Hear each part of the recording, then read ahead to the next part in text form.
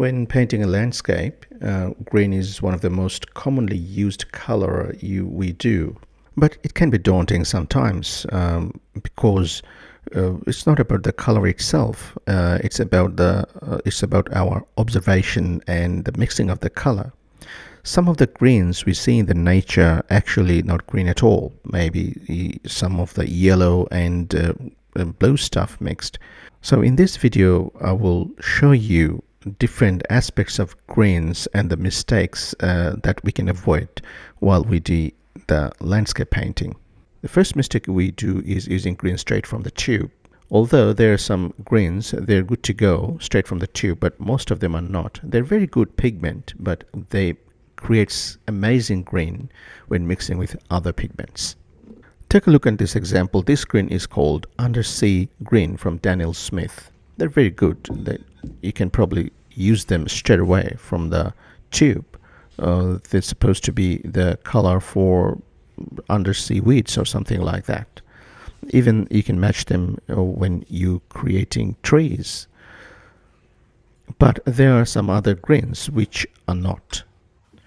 So let's do some tests with different types of greens. This one is called grass green. It's not from Daniel Smith, from a cheap brand, but it's not usable as grass green. And the other one, this one is called deep green. As you can see, this is not usable as well. No trees will be looking like this green. This one is cascade green. It's from Daniel Smith. It's very concentrated. But not usable again. And this is a viridian green, very common green, and which makes really nice green combining with other pigments, but not usable straight away. This one is sap green. You can use them sometimes in some cases, like for grass or in some spring foliage. It's fine. You can use them straight away, but you need to use with different colors to get the nice effect. This one is cobalt turquoise or ultramarine turquoise, and it's not usable with the grass or the trees. And this is a cobalt turquoise. They are good for like underwater green sort of stuff. So as you can see, most of them are not usable straight from the tube. You need to tweak them with different, adding some different pigments with warms and cools, this kind of stuff. So painting with those pigment directly from the tube will be looking more like an illustration rather than a painting. And this is where most beginners go wrong. So they usually paint directly, they use the green directly from the tube, and the painting doesn't look realistic. Now, mistake number 2 happens with most of the beginners. What they do, they don't make custom green. So just take an example of this one. I'm just using exactly those fresh paint from the tube. I'm just adding bit of burnt sienna and bit of cadmium yellow with that one, and the green changes. And simply we can paint, if we just paint with that green, you can see the differences. And if we paint that tree just right under the similar color, which is the top one, like sap green, you can see how the enrichment of the colors are in your second one, in the next line. So now if we just simply add some ultramarine and add some cadmium yellow, we can get different sort of green as well. And if your greens are a little bit of rich, you can simply add burnt sienna or any red color onto that to tone it down. And this is the mistake number 3 most beginners do. They don't use any complementary color to tone the color down. As you can see, I used ultramarine and used bit of burnt sienna, like complementary color, and toned it down, and it looks like undersea green. So in a way, you don't need to buy different multiple shades of greens from any art shop. You can simply have a couple of warm greens or cool greens and add different warm yellow and cool yellows with those, and you can come up with different hundreds of shades of greens. Now let's do the same test with cobalt blue. Use that cobalt blue and use cadmium yellow, and you can see there's a bright rich greens created. Now what we can do, use some burnt sienna or any red to tone it down, and it creates some dark shade of green. So make it just a little bit more darker, and again just a little bit tone it down by using complementary colors. And let's see how this comes up. As you can see, it's different. Then we have created exactly the same colors except the blue. We use ultramarine, and now we used cobalt blue, and see the differences of the green.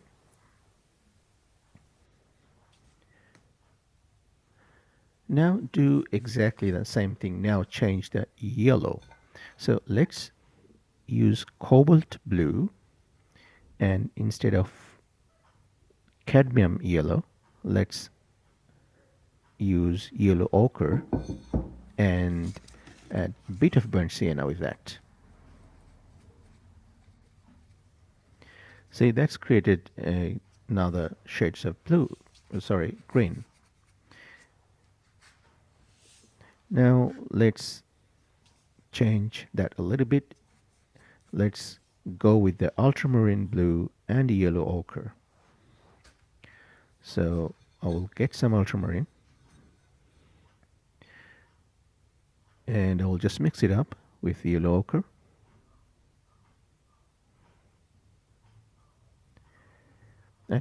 And you will see that will not create much of greenish.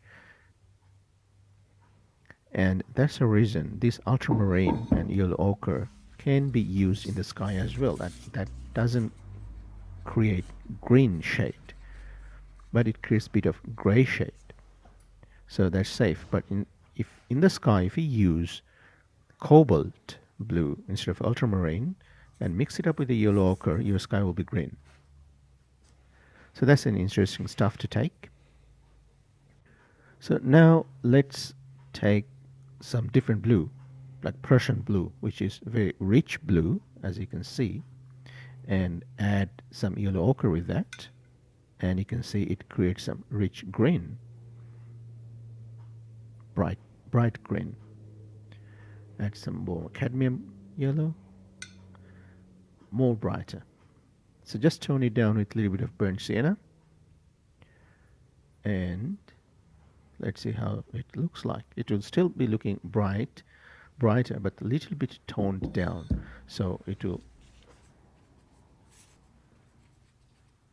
yeah, as you can see. So it will create a nice greenish effect, foliage effect on your painting, rather than using any bright green.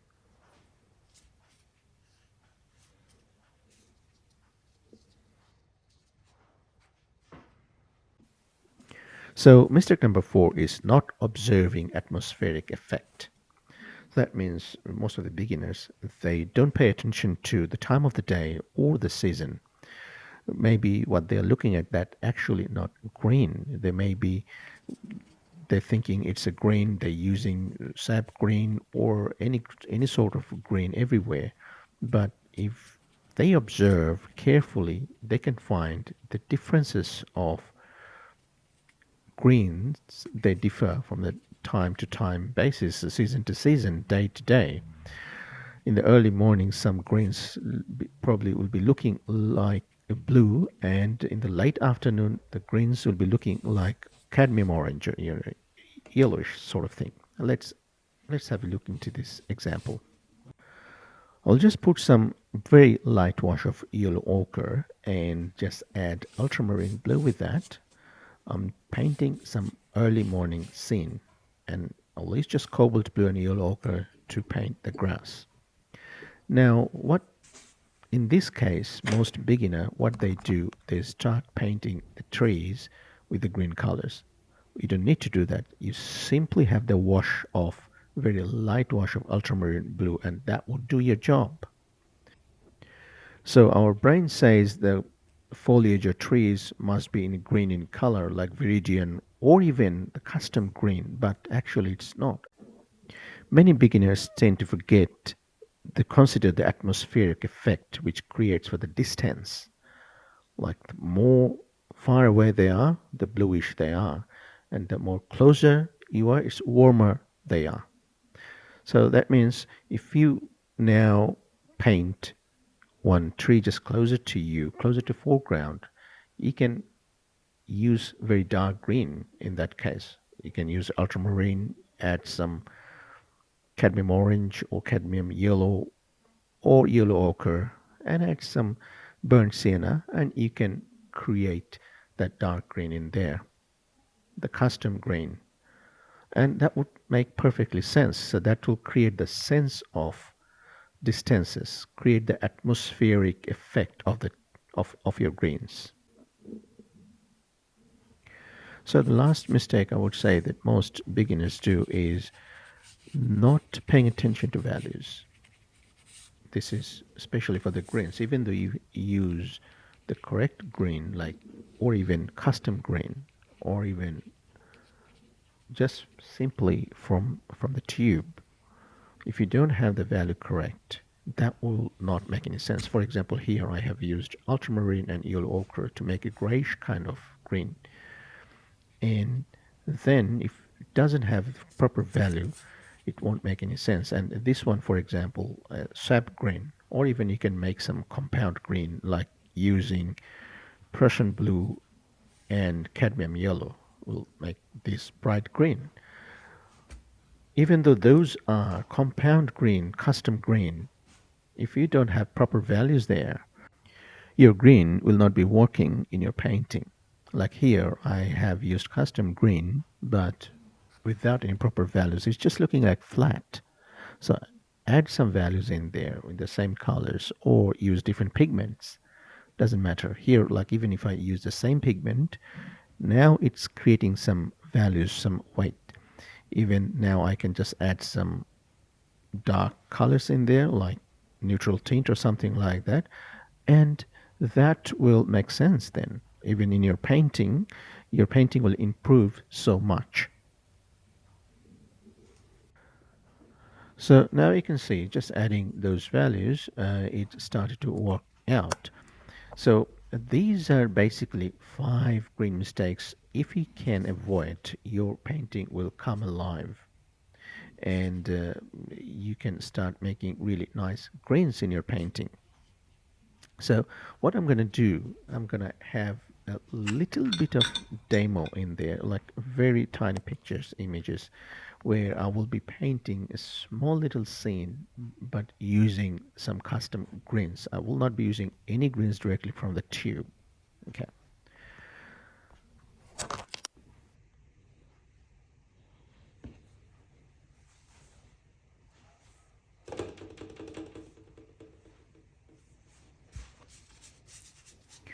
So this is a small little scene, and just a very light sketch, just a farmhouse, a little bit of farmhouse, a truck, and some foliage behind the farm, and one guy standing in the foreground.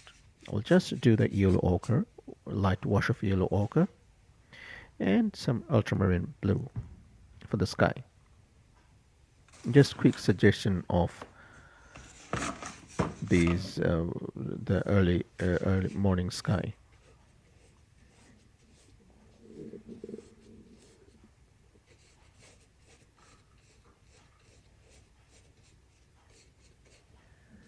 Then with ultramarine blue, I will just paint a bit of background mountain there.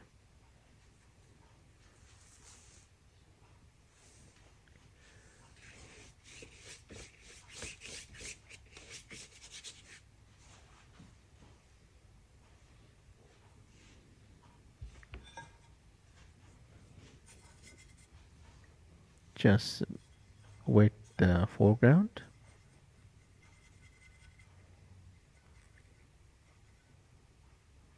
And what I'm going to do, I'm going to use all the greens in my palette. So just mix some greens. Whatever I have, everything, I'll just mix them up. as you can see. And I will do the grass with these ones because they're a little bit of bright. So we'll just do the grass.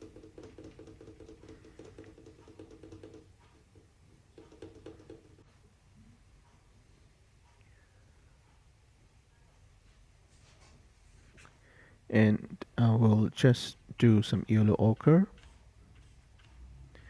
Just do some morning lights. Wherever the morning lights are. With a truck. Maybe I will draw truck as red later on. Just having a bit of touch of sunlight. And then I will make some dark greens. When I say dark greens, it's like dark. We'll make ultramarine blue, yellow ochre, and just bit of burnt sienna. So just make it really dark. Looks like a grey. Just having a little bit of burnt sienna first in the underpainting, and top of that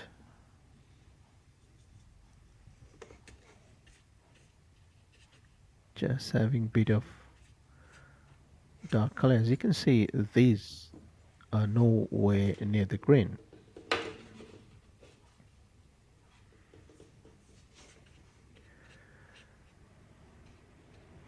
One may argue, why didn't I paint these trees not as blue? Because if we consider the atmospheric effect, but you can see that's not in the background. That's my middle ground. Or I would say sometimes if I don't have anything in the foreground, that can be considered as my middle ground plus foreground. So these are my focus point. Focus point should not painted with light color. They should be always where the values are. Use of complementary colors as well. So just having a gray green tone.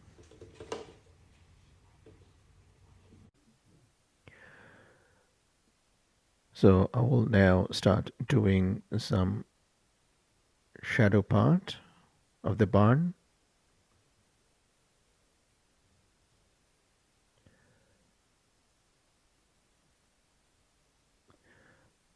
Just a bit of shadow of the trees, foliages and this stuff, just to make it a little bit of realistic.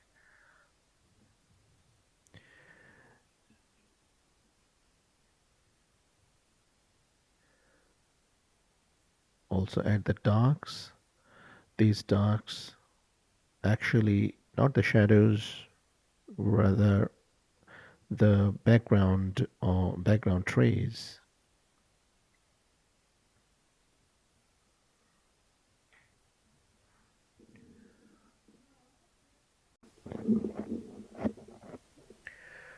And now just finish this figure. Just add a bit of blue farmer's apron and the trouser.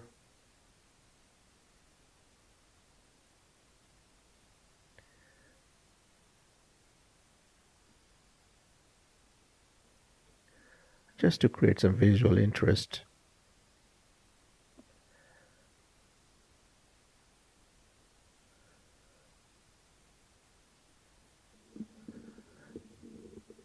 That's it, not too much about the figure.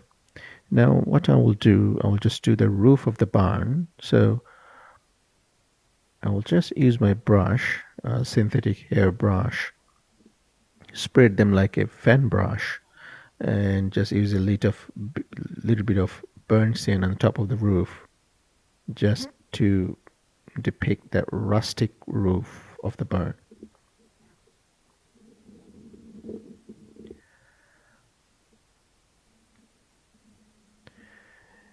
And here with the truck, I'll just add a bit of red mark in there, and down at the bottom just put some dark in there.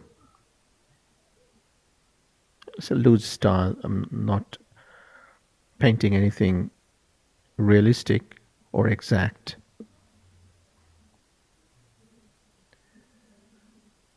Just a dark for the wheels.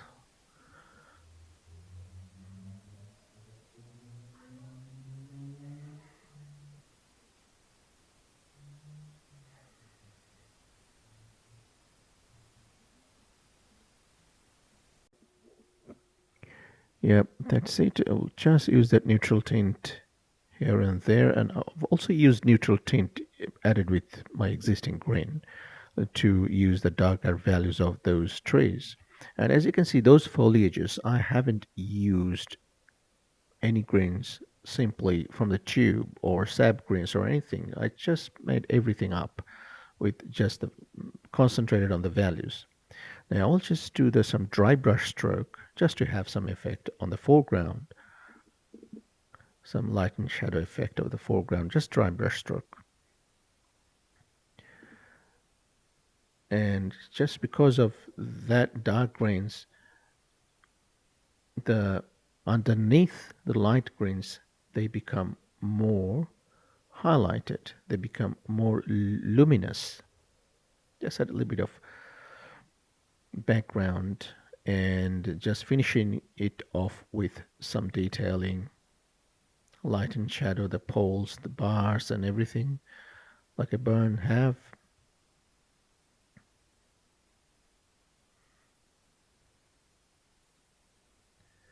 Just to make it a bit of realistic. Adding some shadows.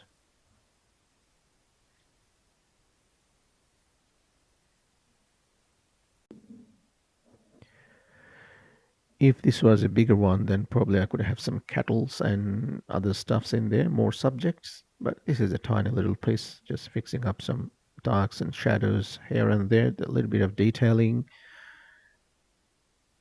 just to make the lights pop up. Some dry brush strokes, and that's it. This this brush is really nice for doing some details.